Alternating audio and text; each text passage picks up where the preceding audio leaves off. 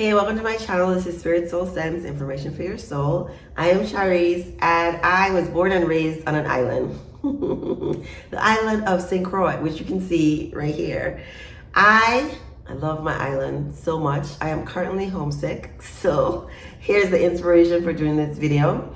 My island is part of the United States Virgin Islands, and it's a collection of 3 islands, 4 if you want to count Water Island. And my island is, it's really my island. My island is 84 square miles. That might sound like a lot, but it's really not. It's like really not. You can get from one end to the other in about an hour and a half. There's about 50,000 people on the island, which means everybody knows everybody. And if you don't know everybody, your mother, brother, sister, cousin, somebody knows somebody who knows somebody. So it's got like a small town feel. There's a lot of community feel, like, you know, the community is invested in the community, and it's more collectivistic than the United States. So if you remember, like in social studies, you learn about individualistic countries sort of, you know, prop up the individual, and it's your job to, you know, reach higher heights and move away from your family, that sort of thing. In collectivistic culture, it's really about the unit that's put forward. So you sort of sacrifice some of your individual goals, ideas for the family. Everything is like really for the family. So the community sense is like very much there. It's like one of the things I absolutely love about the Caribbean and countries like, you know, those running the Caribbean. Along with, you know, this community feel, there's also the island mentality.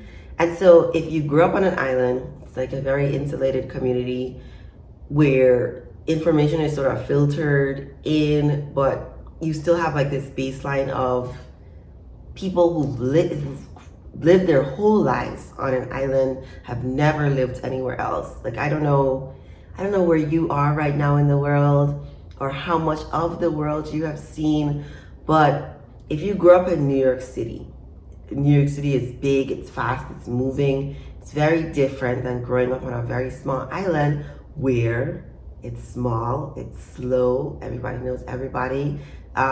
People don't tend to have these big, you know, ideas.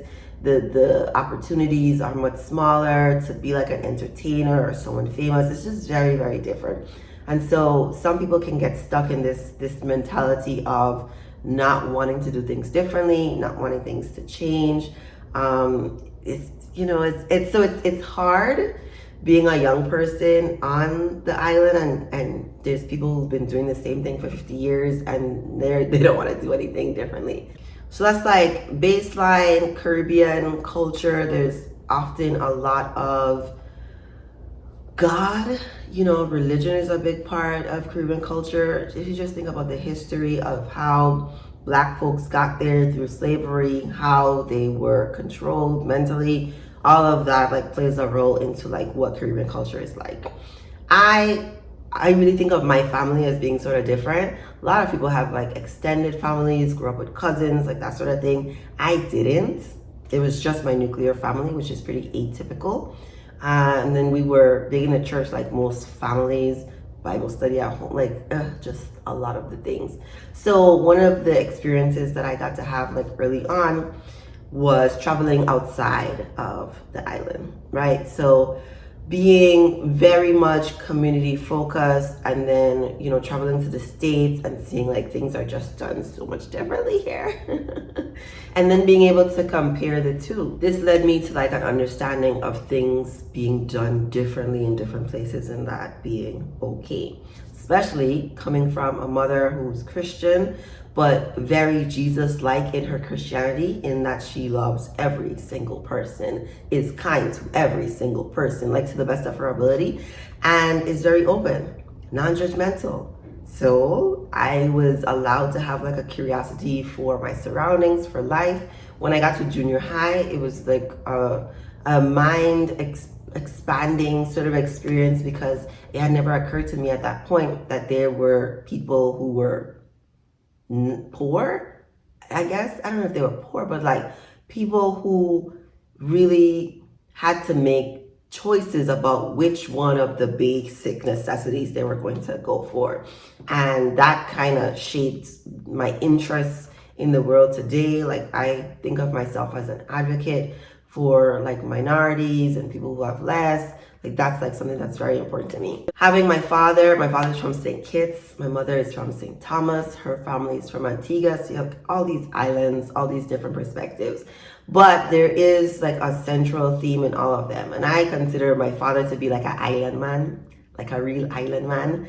Like someone who would be not unable, someone who would have significant difficulty navigating the America, like the freedom of it all. He like plants things and goes fishing. You know, like a very simple sort of life that's just so much different than the rest of the states. I really enjoy sort of a simple life. I have another video where I talk about how I'm kind of a minimalist. I don't like the consumer like part of America. I don't mind the capitalist part so much. Like I'm okay with the hierarchy of things and, you know, spending money and giving and exchanging goods. Like, I'm okay with that. But I think it's much more helpful to just buy what you need than to buy for status, right? So coming from the Caribbean where things are very simple, people live off the land as much as they can. People make a lot of things. My mother makes all her clothes, like all her clothes. I know how to sew.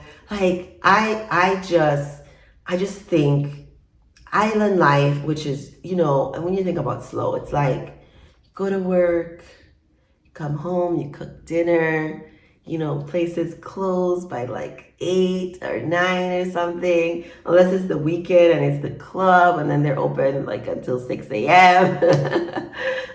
There's just so much beauty in like island life, getting fresh bread in the morning from the bakery, going to the beach. I love the beach.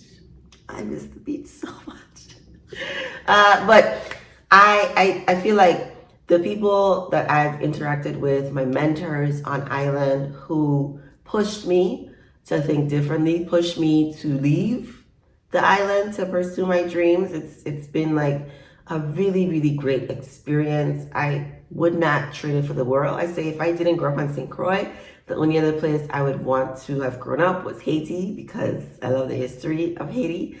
And if it wasn't Haiti, then it'd be Ghana. Let me go back to where my ancestors are from. If I couldn't grow up in the Caribbean. Island living is lit, I'm telling you. Have you ever been to an island? Are you from an island? Which island are you from? If you're not from an island, well, I'm sure wherever you're from is wonderful too. Let me know what you think in the comments, and thank you for watching.